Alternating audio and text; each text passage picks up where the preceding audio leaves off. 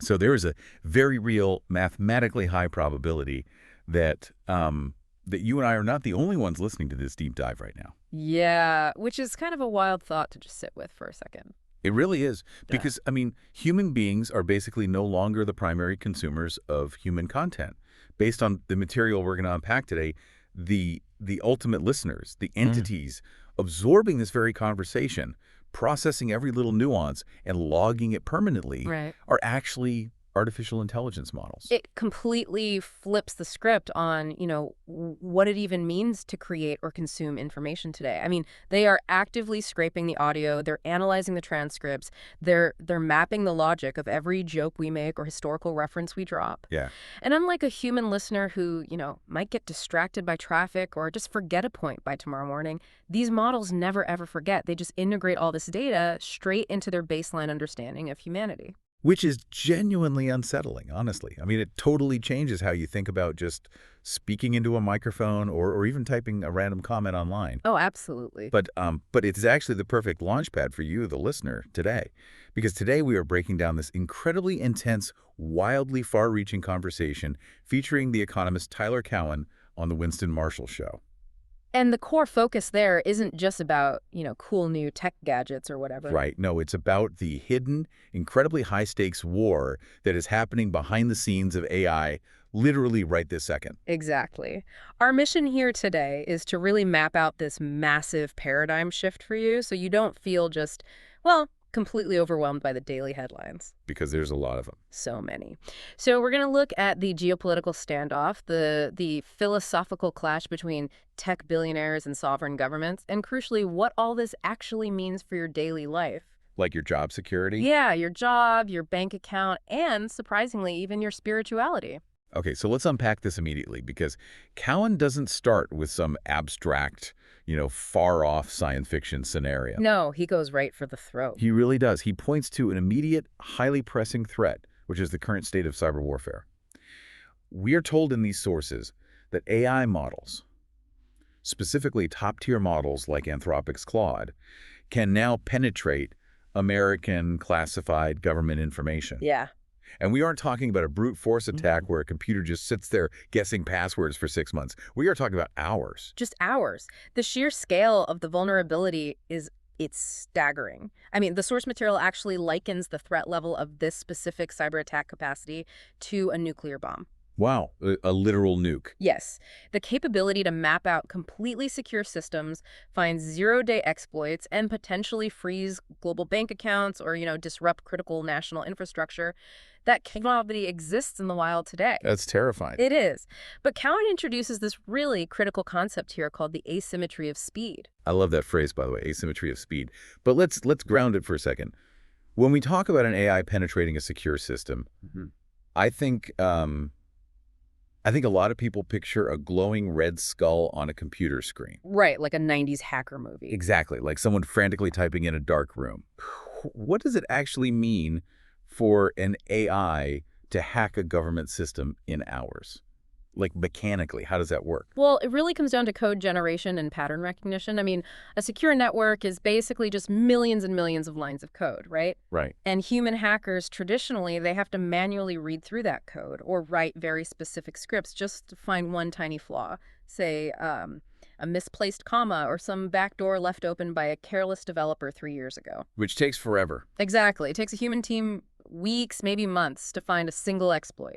But an advanced AI model, it can ingest the entire architecture of a network and run millions of simulated attacks against it in minutes. Zillions. Yeah. It sees the mathematical patterns of vulnerability that a human eye would just completely miss. So, okay, the asymmetry of speed means the AI that can find the holes operates at lightning speed. Right. But the defense, like the human IT teams trying to write patches and update the systems, they are still moving at human speed. You've got it perfectly. The offensive capabilities exist right now, but the defensive systems to automatically patch those holes, they just haven't been built or deployed yet.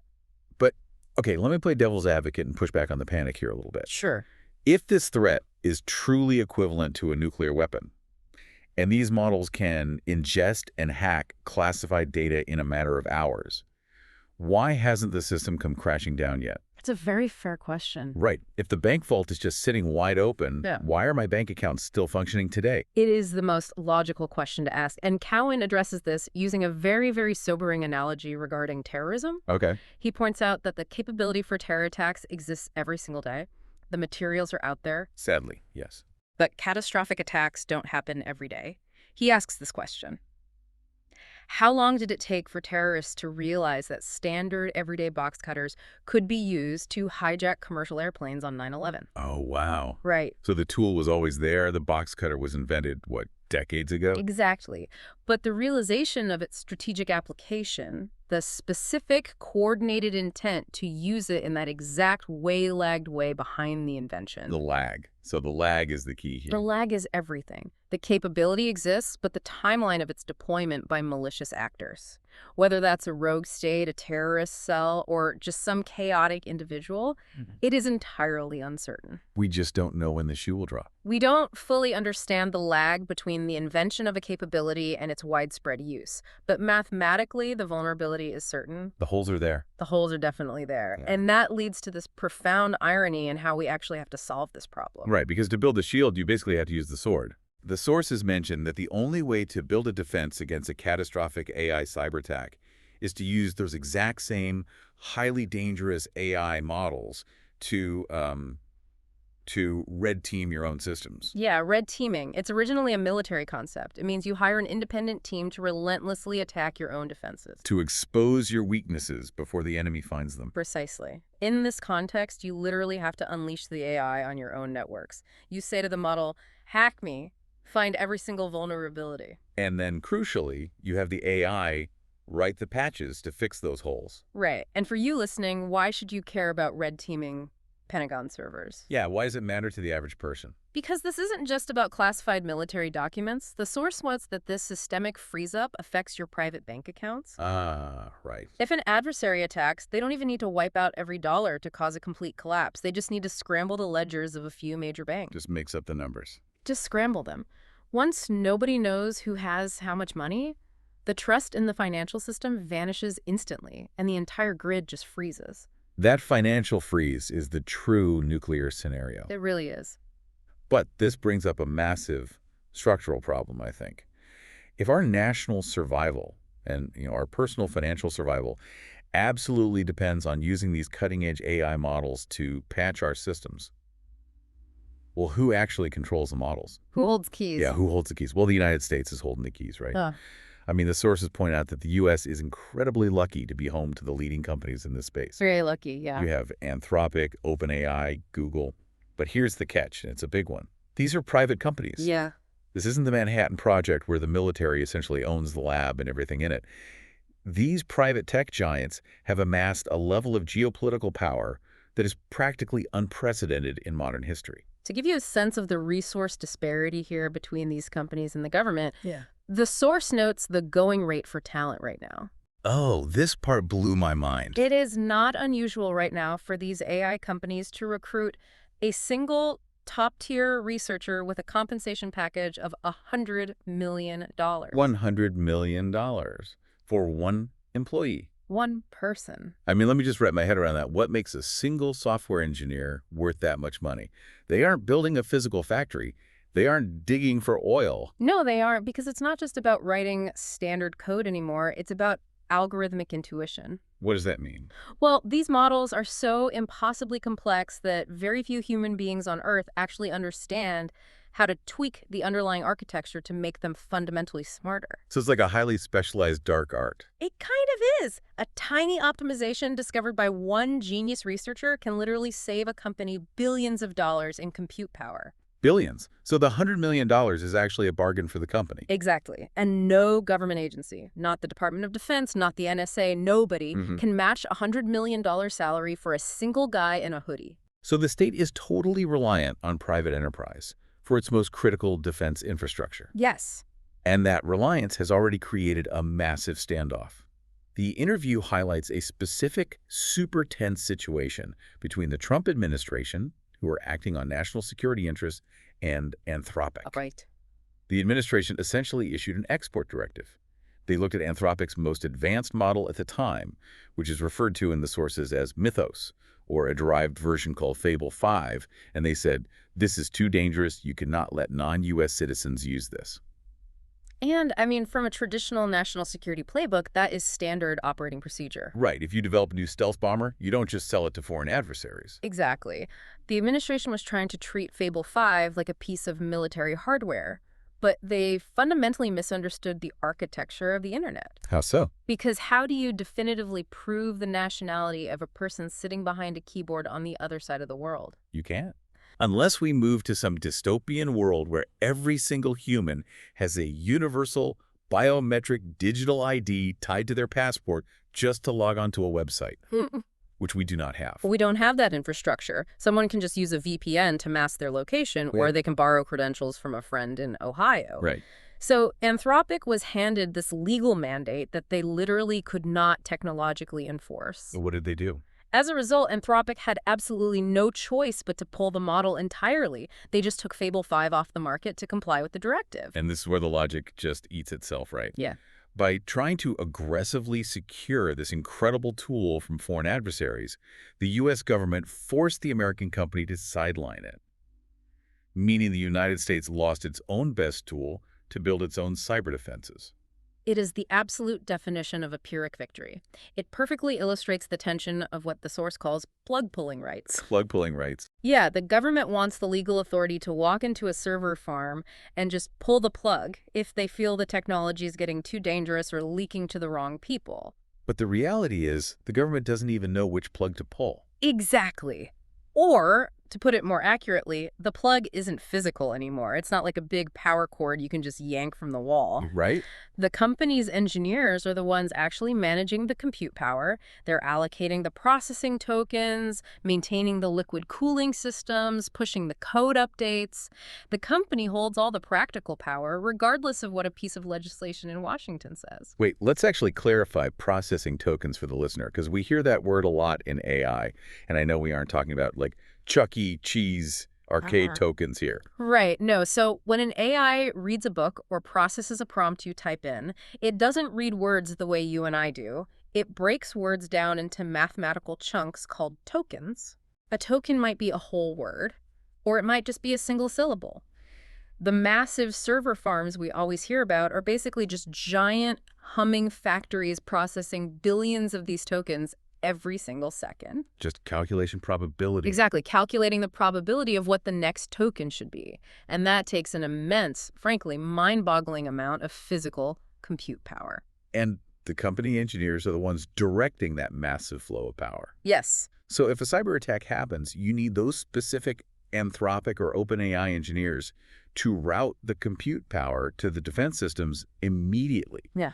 You can't wait for some Pentagon bureaucrat to sign a requisition form in triplicate. No, you can't. The source actually compares the urgency of this moment to World War II. Really? Like the Manhattan Project again. Actually, specifically, the code-breaking efforts of Alan Turing at Bletchley Park. Oh, that makes a lot of sense. Yeah, in a traditional defense contract with, say, Lockheed Martin, if a new jet fighter is delayed by 6 months, it's a huge political scandal, sure, but it's not the end of the world. The country survives. Right. But in the AI space, because of that asymmetry of speed we talked about, a 6-month delay in deploying a defensive model means the adversary has already penetrated your entire grid. They're already inside the house. They've been in the house for months. It requires a seamless, absolutely immediate collaboration between state and private enterprise. But they aren't collaborating seamlessly at all. They are locked in this standoff. And what really blew my mind in these sources is the root cause of this friction. Yeah. This is the fascinating part. It isn't just about profit margins, right, or intellectual property rights. It is a profound, almost totally irreconcilable clash of philosophical ideologies. The culture of these tech giants is radically different from the culture of Washington, D.C. Radically. The source material notes that Anthropic, while, they perhaps wouldn't define themselves uniformly this way as a monolith, they are heavily influenced by a philosophical movement known as effective altruism, or EA. EA. Yeah. It's a movement that really dominates a certain very influential sector of the Silicon Valley and Bay Area mindset. Now, on its face, effective altruism sounds completely logical. I mean, effective meaning you use data and reason, and altruism meaning you want to help people. Right, doing the most good, efficiently. Exactly. Yeah. Like the classic example is don't donate your money to a billionaire's Ivy League university endowment. Buy mosquito nets to prevent malaria in Africa. Because the math proves you save way more human lives per dollar. That is the foundation of it, yes. It relies on a very strict utilitarian calculus. But the source points out that when this philosophy is adopted by tightly knit, highly insulated groups of tech billionaires, it can mutate into something deeply theoretical and kind of obsessive. Yes.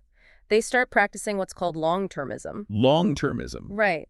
They aren't just calculating the welfare of humans alive today, they are calculating the welfare of trillions of hypothetical humans who might be alive centuries or millennia from now. And this leads to some truly bizarre ethical thought experiments. Very bizarre. The source brings up a famous one to illustrate the mindset. I want to walk through this because it's so wild. Go for it. Imagine a burning building. Inside this building, you have a human baby and you have the original Mona Lisa, the painting. You only have time to save one before the building collapses. Which do you grab? Now, from a traditional moral framework, the source actually mentions a Christian perspective, but honestly, just from a baseline human evolutionary perspective, you save the baby without even a second thought. Of course you do. It's a living human infant.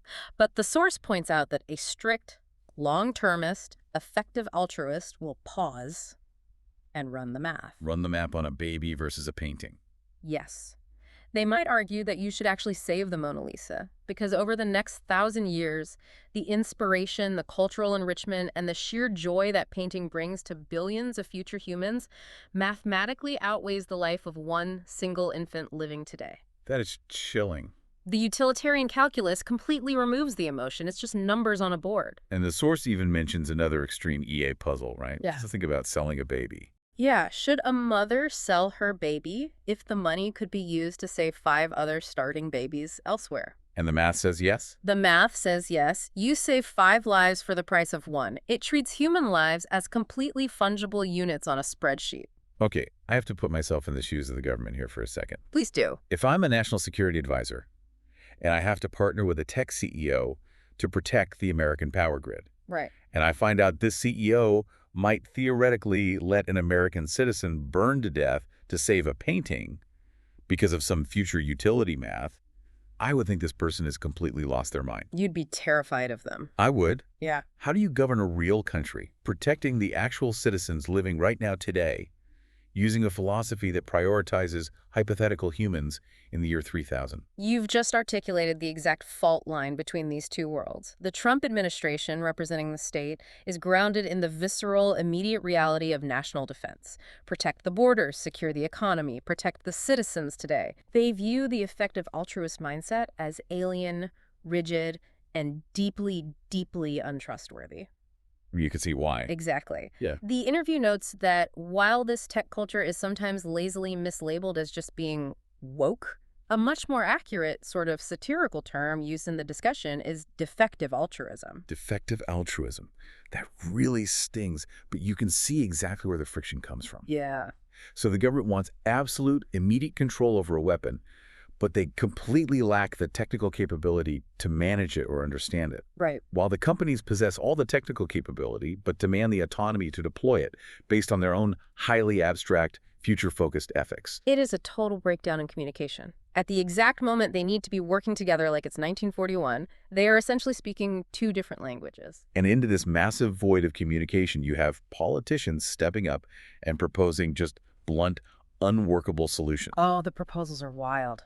The source mentions ideas from across the entire political spectrum. You have J.D. Vance suggesting the government should take a 10% ownership stake in these AI companies, and then Bernie Sanders suggests the government should just own 50%. Right. Let me pause you there, though.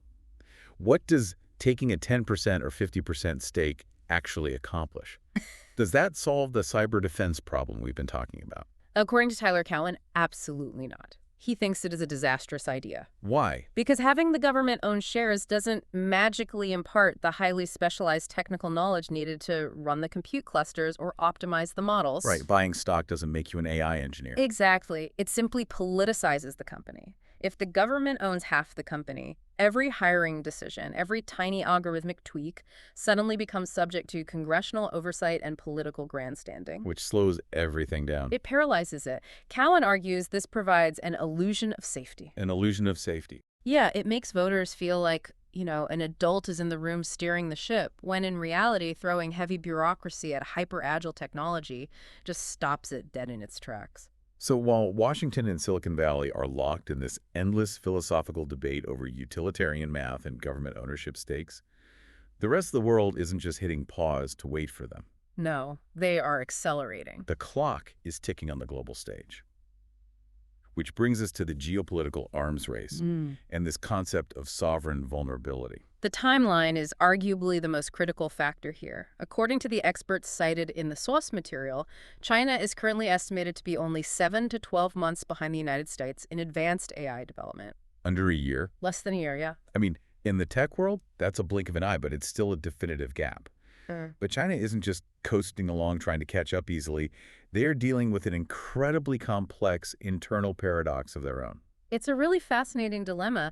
The Chinese Communist Party, the CCP, is fundamentally an interventionist, authoritarian regime. Right. Their prime directive is control. They are deeply, historically afraid of any private entity, especially tech companies, amassing more power or influence than the state itself. Which we've seen, right? We've seen them crack down heavily on their own tech billionaires in the past. Look at Jack Ma. Exactly. But AI forces the CCP into a trap. How so? Because they can't just throw an AI CEO in jail and confiscate the servers without killing the innovation, right? Precisely. You've hit the nail on the head. The CCP cannot stifle these companies right now because they desperately need them. For defense. Yes. The CCP needs Chinese AI firms to innovate at breakneck speed to build cyber defenses against American models like Mythos. Right, because if they don't have their own Mythos, they're completely exposed. Exactly. If the CCP exerts too much control, the companies fall behind the U.S. and China becomes completely defenseless in the cyber domain. So it's a massive standoff over there, too. Yeah. The state demands absolute control over its citizens, but has to grant unprecedented freedom to its tech sector just to survive a cyber war. It's a massive, massive shift in leverage. But okay, while the U.S. and China are locked in this high-speed, high-stakes dance, where does that leave everyone else? What about the U.K. or Europe? Well, the source paints a very grim picture for the UK and Europe. They essentially lack what is called AI sovereignty. Meaning they don't have their own homegrown, top-tier foundation models. Right. They are entirely reliant on renting the technology from American companies. And the UK faces some specific, really crippling structural hurdles that prevent them from building that sovereignty, don't they? They do. The primary bottleneck is energy. Ah, right. Because of the tokens. Exactly. AI data centers require an almost incomprehensible amount of electricity. And the source notes that energy costs in the UK are roughly 4 times higher than in places like Texas. 4 times higher. You literally can't compete with that. You really can't. The interview actually mentions that OpenAI explored building a massive data center project in the UK, but the economics simply didn't work out. Because the power bill would just bankrupt the project. Basically, when you combine exorbitant energy costs with a heavy, slow-moving regulatory burden, establishing independent AI sovereignty in Europe becomes nearly impossible right now. But wait, let me ask you this. If we are in this intense global arms race, and the U.S. is currently in the lead, despite all the internal squabbling, why doesn't the U.S. just press the advantage? What do you mean? Well, if we have the smartest models, the best cyber defenses, and the capital, shouldn't the U.S. just try to dominate everything completely? Like, achieve total hegemony in cyber and space and basically force everyone else to submit? If you look at the broad sweep of geopolitical history, Cowan warns that this is a very, very dangerous mindset. He refers to it as Faustian hubris. Faustian hubris, meaning making a deal with the devil for power. Essentially, yes. Yeah. The age to achieve total unmitigated domination usually ends in disaster. But why? If you have the biggest stick, why not use it to secure peace?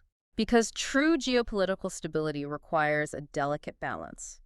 You absolutely want to maintain a lead in critical areas, like having the best cyber defense. But you must pair that with mutual restraint and cooperation in other domains. Ah, I see. If you push for total hegemony and back a superpower like China into a corner where they feel they have literally nothing left to lose, you tempt fate. They might take radical, highly destructive actions rather than simply submit to U.S. dominance. Because a cornered animal is the most dangerous. Exactly. And beyond that, there's a technological wildcard that makes total centralized domination impossible anyway. Right, the open source stuff. Yes, the source discusses the inevitable rise of open source AI. Let's break that down because it's crucial to understand. This is an AI locked in a secure Anthropic server farm in California. Right. Open source AI refers to models where the underlying code, the mathematical weights, the entire architecture, it's just published publicly on the internet. It's for anyone. Anyone with a moderately powerful computer can download it, modify it, and run it locally, completely independent of the big tech company that originally built it. Yep. So a 19-year-old kid in a garage in Estonia or a non-state hacker collective can download a model that is maybe 80% or 90% as powerful as the multi-billion-dollar corporate models and use it however they want. Exactly. And treaties between the U.S. and China don't matter at all if the threat is completely decentralized. The cyber attacks are going to come from everywhere simultaneously. Wow. Which is a perfect pivot, actually, from the macro geopolitical level down to the micro level. Yes. With these models, Yeah. both the corporate giants and the open source variants spreading globally, what does the day-to-day reality look like for the average citizen? Like, are we hurtling toward a totalitarian dystopia or an era of unprecedented personal empowerment? This is where the rubber really meets the road for you, the listener, because the sources present a fierce debate between two completely different visions of the future. Okay, let's hear the pessimistic side first. So, on the pessimistic side, championed by the interviewer Winston Marshall, is the deep fear of an absolute totalitarian surveillance state. Right. The pessimistic scenario envisions a world where AI gives the state the ultimate tool for total control. It basically solves the state's bandwidth problem. What do you mean by bandwidth problem? Well, historically, the Stasi in East Germany or the KGB in Russia had to hire thousands and thousands of human beings just to sit and listen to wiretaps. Yeah, you needed half the country to spy on the other half. Exactly. It was expensive and slow. Now, an AI can monitor every single phone call, every email, and every social media post of an entire population simultaneously in real time for pennies. Oh, that's horrifying.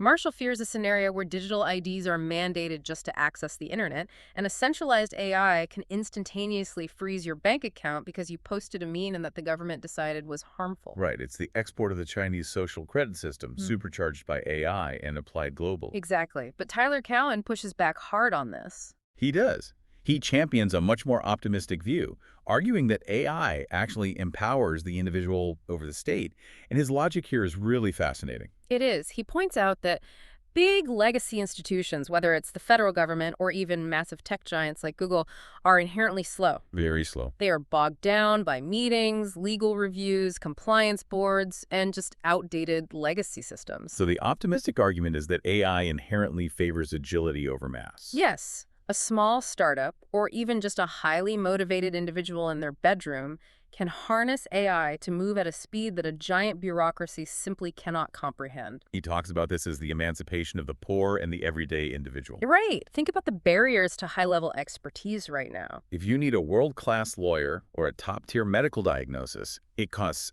thousands of dollars and months of waiting. Cowen envisions a near future where you have that exact expertise practically for free sitting in your pocket. Yeah, he gives a very practical example using Grok, right? The AI model developed by Elon Musk's XAI. Yeah, he talks about using Grok to prepare for a complex interview.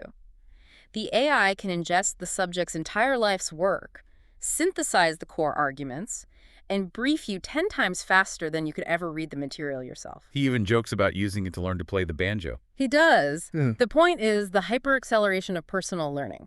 So we are giving every single person on Earth their own personal boardroom. That's a great way to put it. You have an elite tutor, a specialized doctor, a shark lawyer, a dedicated researcher, all entirely focused on your personal success. Exactly. But let me challenge this optimism for a second. Go for it. Does having an AI lawyer in my pocket actually prevent totalitarianism? That's the big question. Because if the government owns the physical internet infrastructure and they mandate a digital ID, they can just turn my pocket lawyer off, right? Doesn't AI just make the individual a slightly harder target to hit without actually changing the fundamental power dynamic? It's a vital tension, and Cowen actually concedes some ground on the surveillance aspect. Okay, so he admits it's going to happen. He acknowledges that surveillance will increase. He uses the example of walking through Heathrow Airport in London. Oh, right. The facial recognition systems there already know exactly who he is the moment he steps off the plane.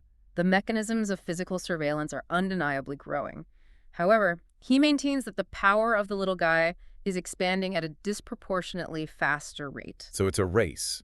It's a race between the state's ability to monitor and the individual's ability to outmaneuver. Precisely. We are heading toward increased surveillance, even without AI, simply due to the proliferation of cameras and digital transactions everywhere. Right, cash is basically gone. But AI might be the only viable counterweight to that state power, because an agile individual can use AI to encrypt their communications, navigate complex legal loopholes, and generate massive economic value faster than a monolithic institution can figure out how to regulate it.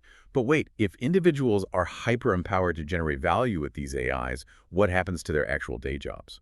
If my pocket AI can process data, write legal briefs, code software, and balance spreadsheets, what am I supposed to do all day? Well, the labor market disruption is going to be profound, and the source material doesn't sugarcoat the psychological and social pain this will cause. It's going to be rough. The era of predictable career paths is effectively over. The comforting idea that you can study accounting at 18, get a job at 22, and do the exact same thing for 40 years, it's finished. So what jobs actually survive? What is the human premium in an AI world? Routine cognitive labor is gone. If a job involves taking information from one place, applying a standard set of rules to it, and moving it to another place, an AI will do it faster, cheaper, and without needing a coffee break. Goodbye, middle management. Basically, humans will need to pivot into roles that require physical presence and manipulation in the real world. Like plumbing, nursing, construction. Exactly. Or roles that require high-level human persuasion, emotional intelligence, and the ability to coordinate and direct these AI systems. So the cliche really holds true. Yeah. You won't lose your job to AI. You'll lose it to a human who knows how to use AI better than you do. Exactly right. But the sources also point to massive new growth sectors. It's not just doom and gloom and job losses. Right. There is a huge emphasis on data gathering and biomedicine.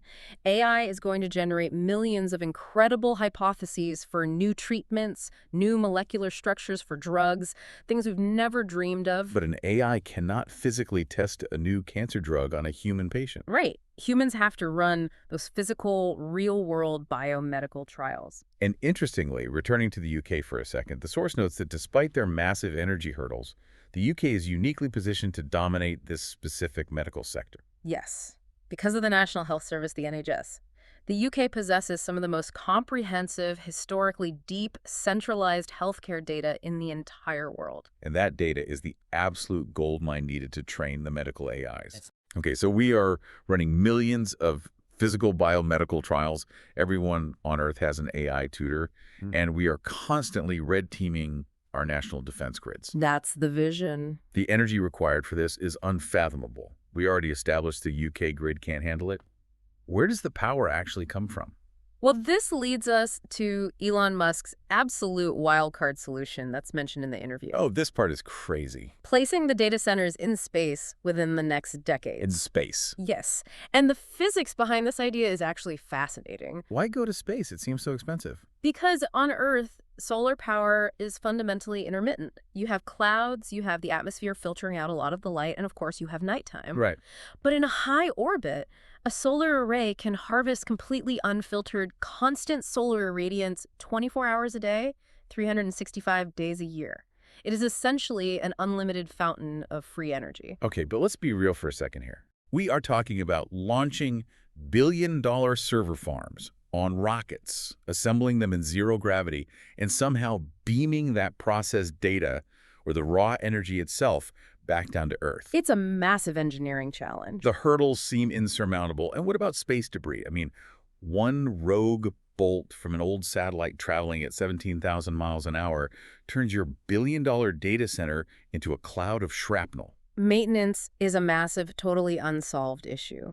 Do you deploy autonomous robot repair fleets? Do you send astronauts? It's insane. But the physical risks actually pale in comparison to the geopolitical risks, which Cowan refers to as the James Bond scenario. The space laser. I know it sounds like a literal movie villain plot, but it's grounded in real physics. How? If you have massive infrastructure in orbit capable of capturing and transmitting unfathomable amounts of solar energy down to Earth, likely via focused microwaves, Okay. that transmission mechanism is inherently dual use. Dual use, meaning it can power a city or it can be weaponized to fry a city. Exactly. It's a death ray hiding in plain sight.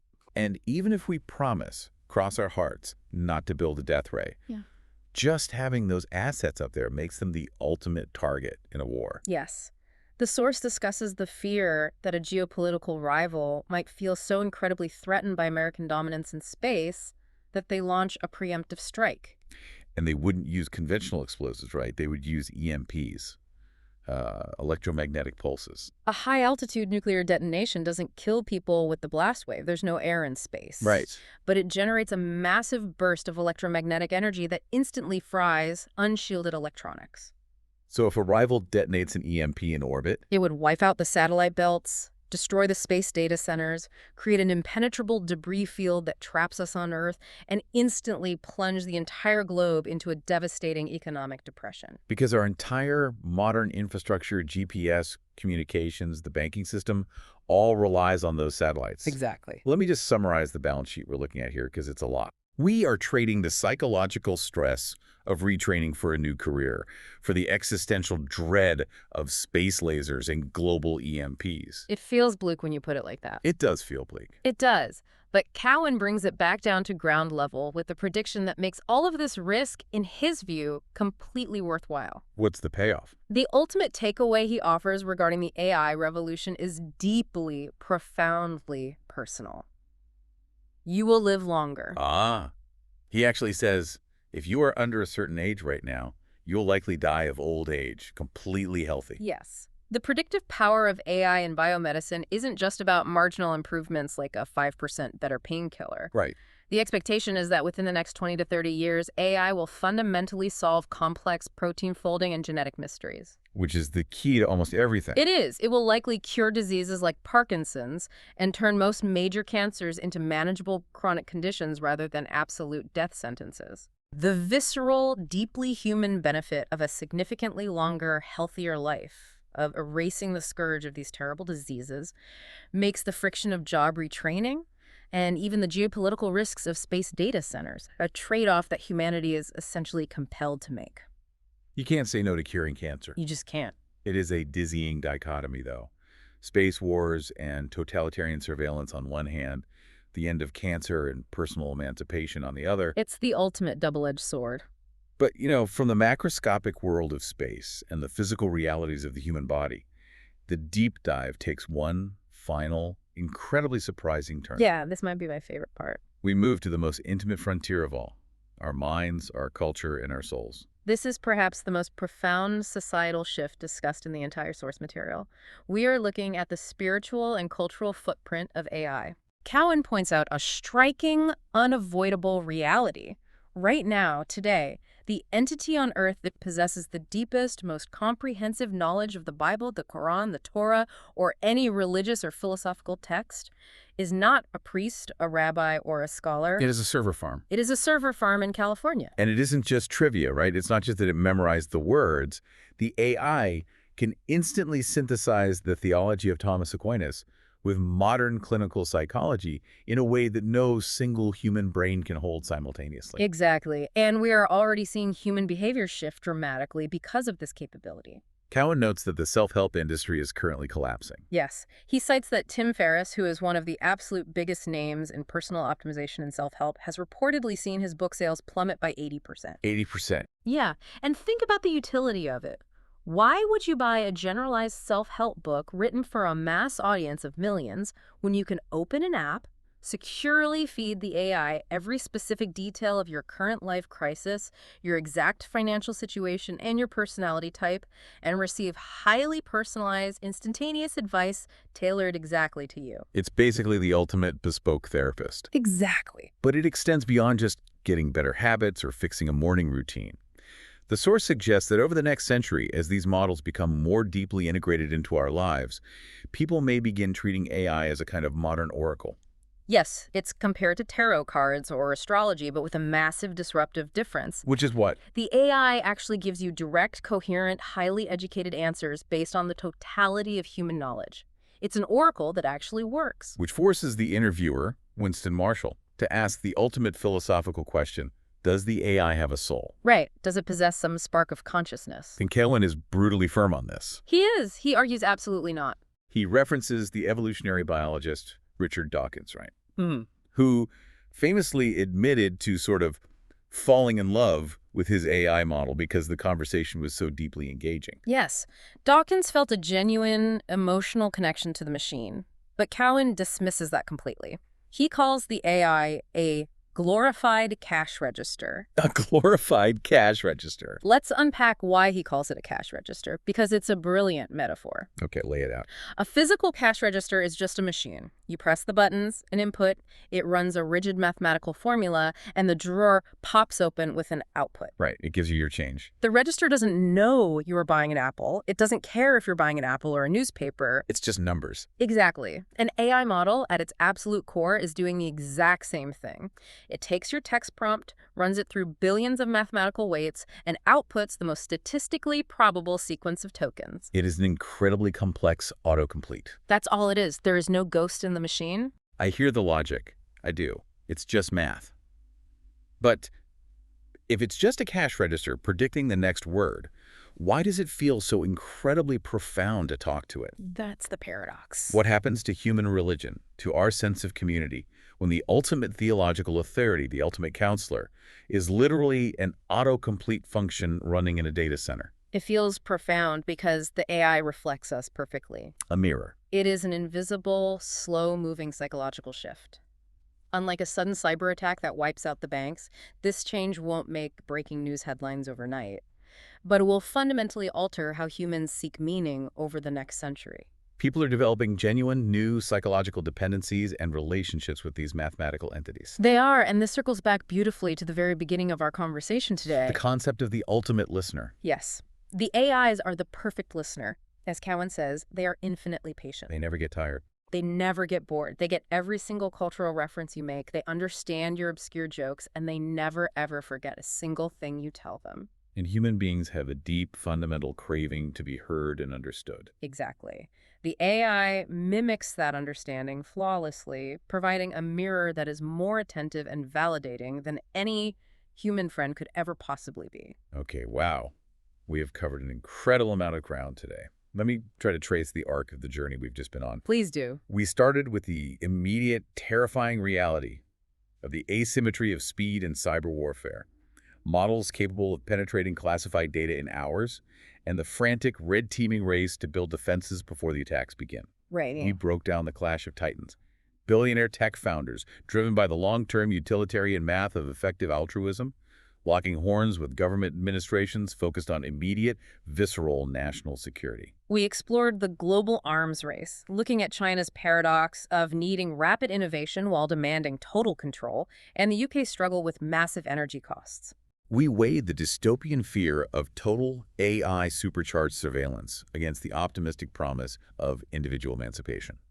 A world where every person has a bespoke team of experts in their pocket, capable of outmaneuvering slow legacy bureaucracies. We looked at the total rewriting of the labor market, the incredible promise of curing cancer and Parkinson's within our lifetimes, and the wild sci-fi reality of solar-powered data centers orbiting the Earth, dodging space debris, and the threat of electromagnetic pulses. And finally, we touched on the quiet revolution happening in our own minds, as AI becomes the infinitely patient oracle for humanity's deepest questions. The timeline for all of this disruption is wildly uncertain. It could be months, it could be decades. But the imperative for you, the listener, is incredibly clear based on everything Cowan outlines. Yes. You have to learn to work with this technology today. You must understand its mechanics and its limitations, because the alternative is being entirely outpaced by those who do, whether that is in your career, your personal security, or your fundamental understanding of the world around you.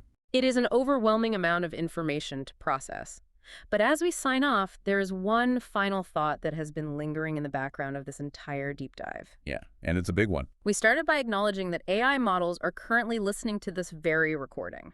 They are consuming every podcast, reading every article, processing every human debate, and storing it to build their baseline understanding of who we are. Which leaves you with a final question to mull over.